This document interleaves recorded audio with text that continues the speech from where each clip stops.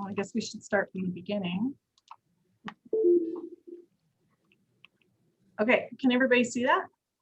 Yes. Okay. Okay, so I am Rhonda Kitch. I am one of the Student Employment Services Coordinator. I am situated in Saskatchewan. And yes, it is dreary here and it's pouring rain, actually at our house. So it's going to be a very interesting day. So what I'm going to talk about is just briefly, I'm going to talk about these agenda items. So examining what to include in resumes, talk about building a master resume and what the benefits of that is, and then elements to make your resume stand out and building your brand. And then there'll be time for questions. So there is required information that you should include on a resume that employers will be looking for sure. That is, of course, your contact information. Generally, you include just how you want to be contacted. So an email address or a phone number that you constantly use, that kind of thing. Sometimes you can put your address on if you really feel it necessary, but really your contact information is how you want to be contacted. Another section is your skills and abilities section. This section is usually your employability skills or your soft skills that aren't evident in the rest of your resume. So things like that you're a good multitasker, that you're detailed, that you're punctual, that you have a positive attitude, those kinds of things. Another section is education and training. You list your education and training in what we call reverse chronological order. So the education that you're taking now will be on the top, and then your dates will go backwards from there. Work experience is also listed in reverse chronological order. So the job that you're working in now is the one that would be in top, and you work backwards from there. Optional information to include on resumes. So awards and accomplishments, obviously it's optional because if you don't have anything to put in this section, then you wouldn't include the section. Volunteer activities. Volunteer activities particularly are good in like human services fields, so and in healthcare fields, because it gives a more rounded impression of who the candidate is and what you're involved in. You can include an interest section, but I usually just warn people to be careful about what you include. You don't want to include kind of a controversial interest that might form a judgment on you as a person. Just, you know, something pretty extreme just to be funny, something about pole dancing or something crazy like that. You wouldn't put that on there.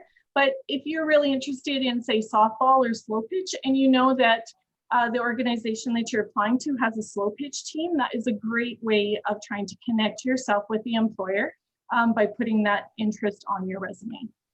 And then references, they can be included with your resume, and generally you include them for sure if an employer asks for that in the job posting. But they don't generally, or I shouldn't say generally, they don't always ask for references.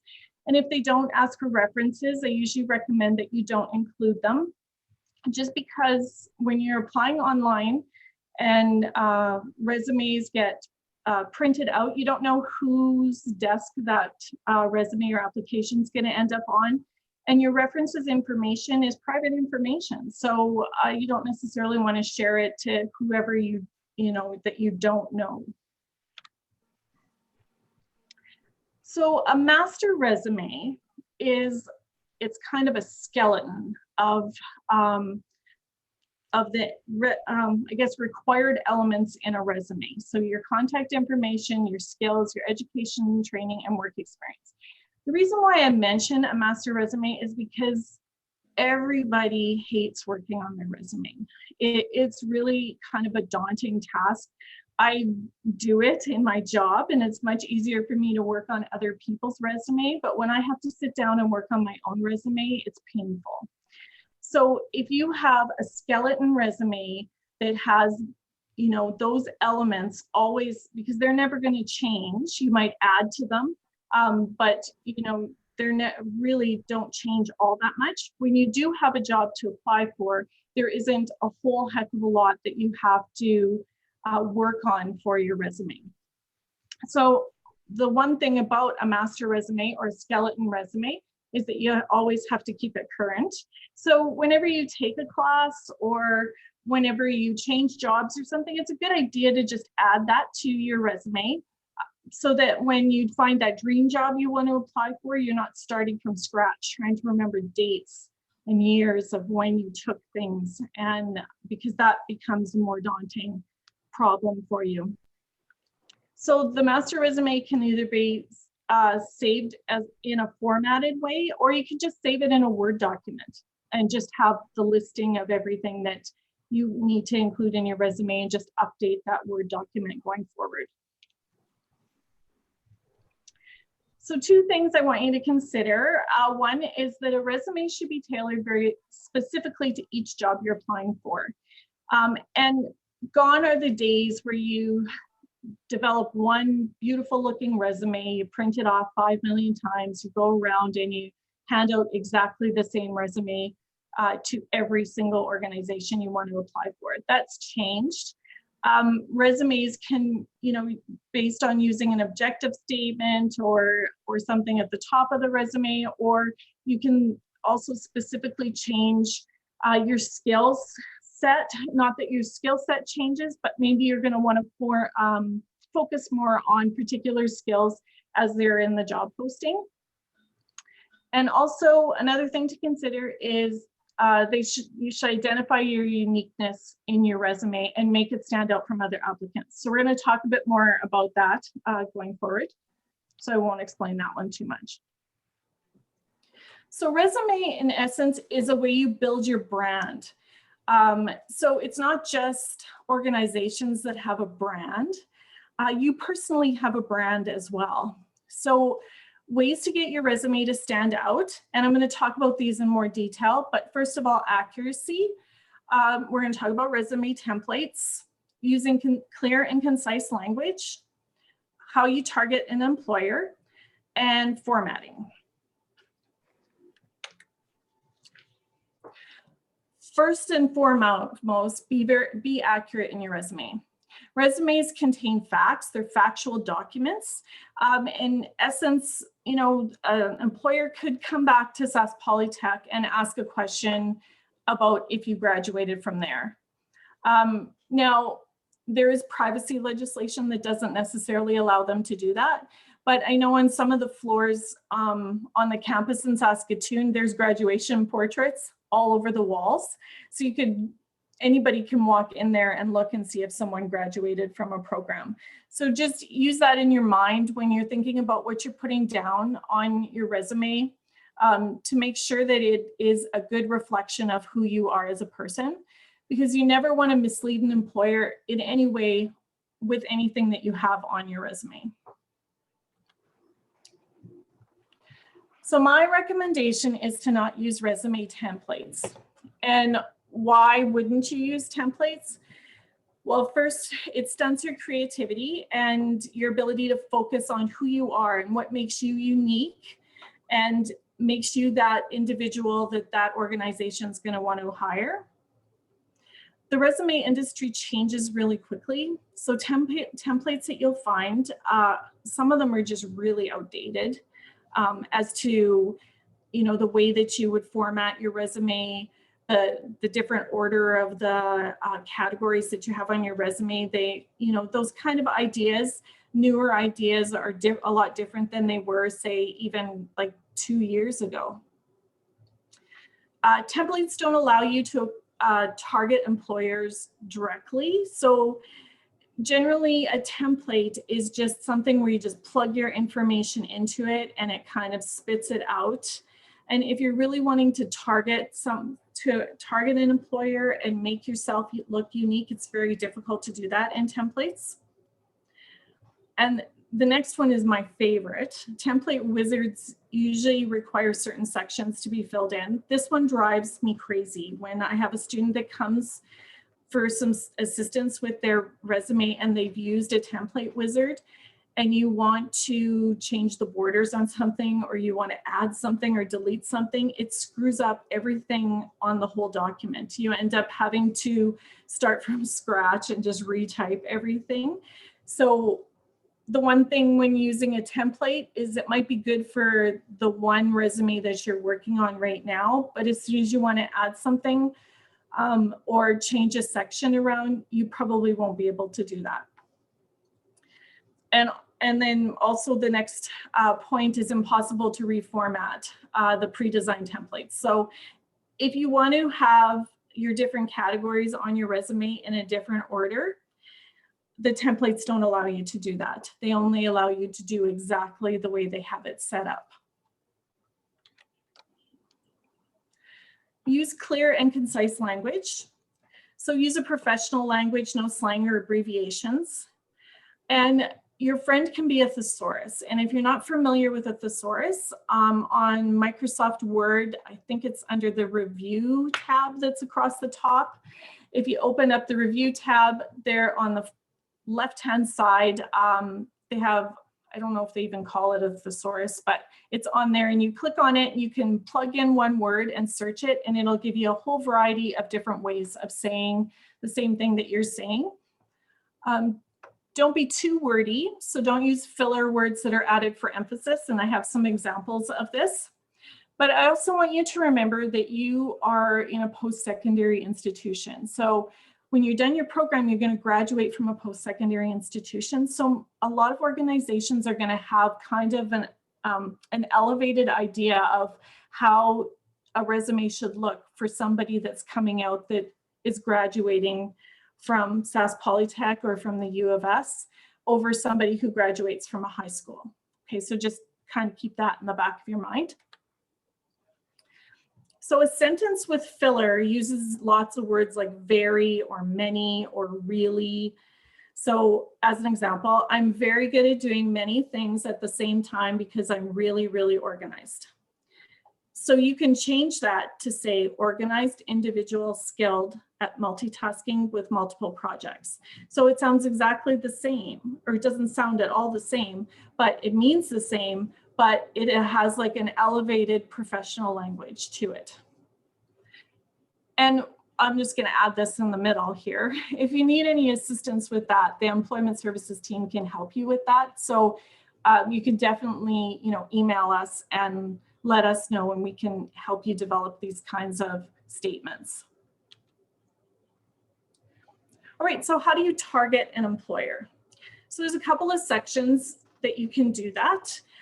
One of them is an objective. So your objective is usually right under your contact information on your first page. It generally isn't anywhere else in your resume. It should be personalized to the employer and to the job posting. So I'll have some examples coming up that will kind of explain that. In your skills and abilities section, you can also target the employer here. So you know your skills and abilities. They're not easily identified generally anywhere else in your resume. So don't think that the employer will assume that because you're graduating from Sask Polytech, that you're good at multitasking, that you are detailed, that you're a positive-minded person. You can't let the employer kind of assume that you have those kinds of skills. You have to put them in your resume and show that you have them. So look for skills required in the job posting. Make sure if they match your skills, you highlight them in your resume. I suggest that you print the job posting off, you go through it, and you highlight particular words that match yourself personally to make sure that you can kind of incorporate those words or the way that they've worded things in your resume to show that you do have those skills that they require. So I have a couple examples of objectives. For part-time work, positive, trustworthy individual seeking a part-time position while studying full-time at Saskatchewan Polytechnic. So this gives a little bit of a background on who you are. So you're positive and you're trustworthy. You're looking for a part-time position, and the reason why you're looking for a part-time position is you're studying full-time at Saskatchewan Polytechnic. So it gives the employer a few snippets of information directly about you just in your objective statement. For summer work, an example would be personal, dedicated post-secondary student looking to secure summer employment in or near my hometown of Melfort that will provide me with skills, work experience, and the monetary means that I can use going forward into the last year of my program. So another way of adding more information. So it's a little bit longer than the part-time work one, but same thing. You're personable, you're dedicated, you're a post-secondary student, you're looking for summer employment, you want to be in Melfort or around Melfort because Melfort's your hometown, so you're giving them that information. And you want skills, you want work experience in a certain field, and you're needing money, of course, to go into your next year of the program. So another way of giving an example of how you can provide information in an objective. And then lastly, full-time work. So once you've graduated, enthusiastic and confident second-year mechanical engineering technology student with practical experience in electrical processes, blah, blah, blah, blah, blah, searching for employment in my exciting field of study. So again, it just gives more information about you. And you know, some of it maybe is assumed that, like, especially with the last one, that you have practical experience in certain processes, but because you graduated from that program. But it's a good way of just giving a little bit of information, just bam, right at the very beginning of your resume in an objective. This is just a kind of a random kind of slide on soft skills. So this is examples of soft skills. I won't read them out because I'm sure that you can read them. But if you're having trouble trying to figure out what you're really good at, because I think that all of us sit down and think, gee, you know, I'm not sure I'm really good at any of this stuff. If you Google soft skills or soft skills inventory online, there are some really short tests you can take, like 5-10 minute tests where they'll ask you, I don't know, 50 or 100 multiple choice questions. And then at the end, they'll provide you with results of like your top 5 strengths and maybe where your weaknesses are too. And there's free ones, like obviously there's ones you can pay for, but there are free ones that you can do. I've done a few, and I've done them more than once to see if the same skills come up too, just to try and test them. So another way of getting your resume to stand out or to show your uniqueness is in the way you format a resume. So generally, resumes are 1 to 2 pages, maybe 3 pages, but probably not longer than 3. If they're 3, you're going to have to look at your resume and see it's probably too wordy and isn't kind of giving a concise picture of who you are. So this is just an example of a 1-page resume that I have. And it's somebody who doesn't have like a lot of work experience in the field that they chose to go into at Sask Polytech. So it's a very basic resume. But I want you to look. Don't worry necessarily about the detail, but I just want you just to kind of take a look at it, see what's pleasing to your eye. This is the use of color. So this is the color blue. And what it is it's just different shades of the same color of blue. Blue is a very professional looking color. Greens are also professional looking, and so are burgundies. I would stick to just one color if you're wanting to use a color. Don't start using rainbow or more than one because it kind of defeats the purpose. But you can see how when you use different shades of it, it can be very kind of pleasing to the eye, and some things, you know, stand out. So like the key strengths or the practical work experience have shaded boxes, and they kind of stand out immediately when you're looking at the resume. And if that's an area that you want to stand out, then that's a good way of getting it to stand out without, you know, making the font too big or something like that. So if you're going to use color, only use it just as kind of an emphasis. Try to keep your content of your resume in black because the black is the professional look. Use a consistent size of font. So your headings are generally one size, and make sure that it's consistent throughout the document. So I like using 14 point for headings and 12 point for the body that's under the headings. The type of font, you can use up to 3 different fonts in a resume, but once again, just be consistent.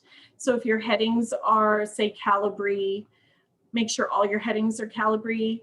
You know, you can use Times New Roman, you can use Arial. I don't necessarily like Arial. It's very tight and can be very tiny. So you want your resume to be easy to read as well. Feel free to have your name at the top of your resume in kind of a stylistic looking font. Make it kind of part of your brand. That would be the use of one of your fonts, but then you probably wouldn't use it again. You would just use it for your name and your contact information. The use of bold versus italics. Bolding your headings and your accomplishments, I think, is kind of important. So if you bold your headings, it's very easy to see where your sections are and how they're divided. If you bold what you've accomplished, I think that jumps off the page. So for example, on here, the headings are bolded, but then if you just kind of carefully, you know, look across the document, you're going to see on this document, continuing care assistant certificate kind of stands out. Saskatchewan Polytechnic stands out. And the 2 practicums also stand out. So the information that you are finding the most important that you want the employer to see, and if you want them to see it immediately, it's a good time to just bold it. I like to italicize job titles. Now, some work experience doesn't really have titles. So on this particular resume, Dairy Queen, Burger King, Maple Leaf Foods, you know, we just decided to just leave it without job titles. But if there are job titles, say you wanted to put front counter attendant, you could have put that in there as well, and then just italicize it just to break all the words up just a bit to make them just a little bit easier and not so daunting. Like if you look at a textbook, for instance, when you've got pictures on a page in a textbook, when you turn a new page, generally your eye goes right to those pictures, or it goes to the white space. It doesn't always go to the paragraphs and paragraphs that you're gonna have to read. So same thing when you're thinking about an HR person that could be reading 100 resumes in an evening. Same thing, like too wordy is going to be too daunting, which isn't necessarily something that somebody wants to read through. Using concise headings. So, you know, generally it's education, training, or just education. Work experience is common, or work history, volunteer activities. This particular resume has practical work experience because she wanted to pull out the 2 practicums that she worked so that she could show that at least she has a little bit of practical experience in the certificate that she took, even though her work experience doesn't reflect that. You can also Google different headings to get types of headings if you want, but it just really just has to explain what you're going to be listing underneath them. And then I did mention length of resume. It's generally 1 to 2 pages. If you are going to include your references, I like to put them on a separate page instead of including them in those pages and trying to fit them on that bottom of that second page. That way, if you don't want to include them, then you can just take that page off. And with references, it's generally 2 professional and 1 personal. And if a professional reference can be somebody that isn't previous employer, a previous colleague at a workplace that you worked at, can include a program head or an instructor in your course, are also considered to be professional references. Just make sure that whoever you have as references know that you are that they are a reference of yours, so that they don't get a call out of the blue. And I've had that happen to me with some students have put me on their resume, and it's really uncomfortable phone call with an employer when you can't remember the student that has asked for the reference. So just be mindful of that. There are different ways you can add some uniqueness to your resume as well. So if you have some white space that you would just like to fill up. So if you look at this one-page resume, for example, there beside the work experience section, there's a box that says Cynthia is a hard-working, reliable employee. So if you take that box off, there's a big blank white space there. If you wanted to put something in there, she put in a quote from a reference of hers. Or you could put in a quote like, maybe you have some quote that you have like pinned to your fridge that you like to look at every morning because it puts you in the right headspace for the day. So life is a gift, be thankful for each moment, stay humble, work hard, be kind. Those kinds of things are okay to put on your resume too. But you know, just be aware that if you do put like a reference statement like that's on here, that a reference actually said it, that you didn't make it up. And that if it's a direct quote, you make sure that you talk to your reference and make sure that they are okay with that going on your resume as well. Another way to add uniqueness is in a descriptive title. So on the resume, it's compassionate continuing care assistant, or it could be like dedicated and detailed electrician. So just adding descriptors kind of to the front title of your the job that you're posting for, whether it's electrician or plumber or some type of technologist. You know, it's just really just adding a descriptor that reflects you. And another way of adding some uniqueness is with an expressive sentence. So it's another chance to describe yourself. So it's at the bottom right-hand corner of this one. Exceptional empathetic attention, meeting the needs of patients. Generally, you have to have room to do this kind of thing. And there was just a bit of room at the bottom of this resume that we kind of squeezed that in. But it's just another way of just kind of giving them an idea of who you are as a person, and kind of a window into you, not just a piece of paper with just a bunch of information on it. So last slide, I just want you to not be afraid to be creative with your resume. Just keep it professional. Don't be afraid to choose your own order for your headings. And let your uniqueness show in your format and your content. And also don't be afraid to just use Microsoft Word to create your resume. It doesn't have to be done in anything special like Publisher or anything like that. All that resume that you saw that I had as an example was developed completely on Microsoft Word. And that's what I've got. Good luck. And then I have our contact information of the three of us. So you can contact any one of us if you have any questions about resumes or anything employment related. So it can be even about help finding jobs or searching jobs or what to do with anything employment related. We can help you out with that.